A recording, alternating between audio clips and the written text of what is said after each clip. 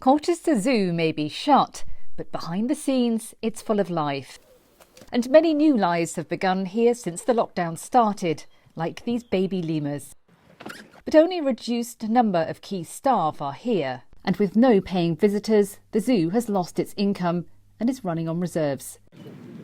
Feeding exotic animals is costly, but despite financial pressure and the limitations of the lockdown, zookeepers say there's plenty for all. Our suppliers have done really well to keep that going, but we have also been really lucky that the general community have been very generous as well. So we've had, various foods from fishmongers and also meat and fruits and vegetables donated as well. So that's really helping to top us up and make sure all the animals do maintain their regular diets. All right. The zoo says the animals have been clamouring for attention during these quiet times, but they're receiving the best possible care, and backing from supporters is helping to take the pressure off. As you can imagine, without any income coming through the gate, it's very difficult to keep the zoo running. So all the fundraising that's been done so far has actually been crucial to keeping us going this long. Colchester Zoo is home to 220 species, and this proud cheetah mum is at the forefront of fundraising efforts. She gave birth to these adorable cubs a month ago. The zoo is running a fundraising competition to name them. Lockdown closures are impacting zoos all over the UK, and even the best known are struggling to stay afloat. These penguins at London Zoo are enjoying the sun and a swim, but their leisurely lifestyle comes at a price. And since it shut for the first time since the Second World War 2 months ago, the zoo has lost all income from ticket sales.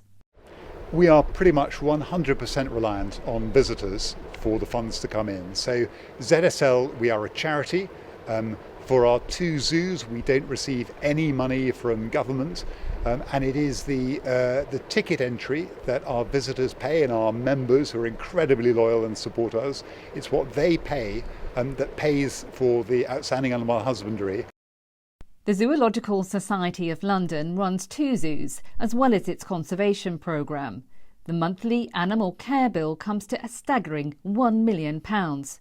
Social media updates help maintain public interest and boost an appeal for more donations. We know that it's really tough for people, particularly families with kids at home during lockdown, and so we want to show television and online material that's going to be engaging for them, that will help people to learn something about wildlife. We had one penguin born in Whitsunday recently that had big fuzzy hair, looked a little bit like our Prime Minister, and so we named it after the Prime Minister's new son.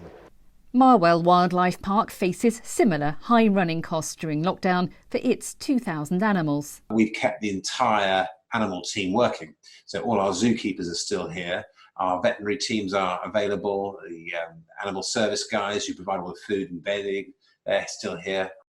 The zoo secured a loan to cling on through the crisis, but is counting on public support too. We are their zoo, which is lovely, that sort of engagement.